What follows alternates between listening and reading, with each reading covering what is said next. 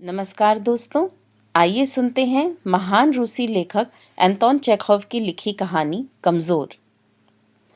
आज मैं अपने बच्चों की अध्यापिका यूलिमा वारसिएव्जा का हिसाब चुकता करना चाहता था। बैठ जाओ यूलिमा वारसिएव्जा, मैंने उससे कहा। तुम्हारा हिसाब चुकता कर दिया जाए। हाँ, तो फैसला हुआ था कि तुम्हें महीने के 30 रूबल मिलेंगे, है ना? नहीं, 40। नहीं, 30। तुम हमारे यहाँ 2 महीने रही हो। 2 महीने 5 दिन। पूरे 2 महीने। इन 2 महीनों के 9 इतवार निकाल दो।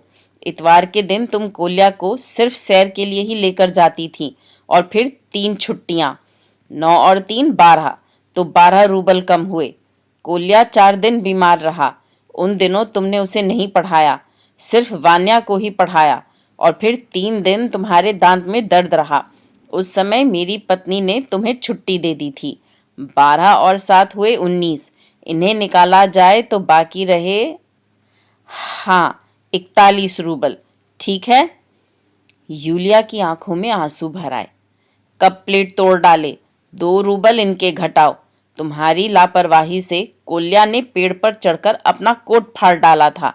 10 रूबल उसके, और फिर तुम्हारी लापरवाही के कारण ही नौकरानी वान्या के बूट लेकर भाग गई। 5 रूबल उसके कम हुए। 10 जनवरी को 10 रूबल तुमने उधार लिए थे। 41 में से 27 निकालो, बाकी रह गए 14। यूलिया की आंखों में आंसू उमड़ आए। मैंने सिर्फ एक बार आपकी पत्नी से 3 रूबल लिए थे। अच्छा, ये तो मैंने लिखा ही नहीं। तो 14 में से 3 निकालो, अब बचे 11। सो ये रही तुम्हारी तनख्वाह।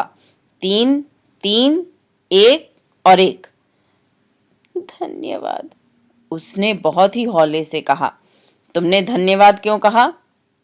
पैसों के लिए। लानत है, क्या तुम देखती नहीं कि मैंने तुम्हें धोखा दिया है? मैंने तुम्हारे पैसे मार लिए हैं और तुम इस पर धन्यवाद कहती हो? अरे, मैं तो तुम्हें परख रहा था। मैं तुम्हें 80 रूबल ही दूंगा। ये रही पूरी रकम। वह धन्यवाद कहकर चली गई। मैं उसे देखता हुआ सोचने लगा कि दुनिया में ताकतवर बनना कितना आसान है।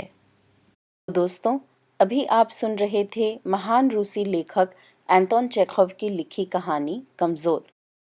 उम्मीद है आपको ये कहानियाँ पसंद आ रही होंगी। मेरे चैनल पर आने के लिए और इन कहानियों को सुनने के लिए आपका धन्यवाद।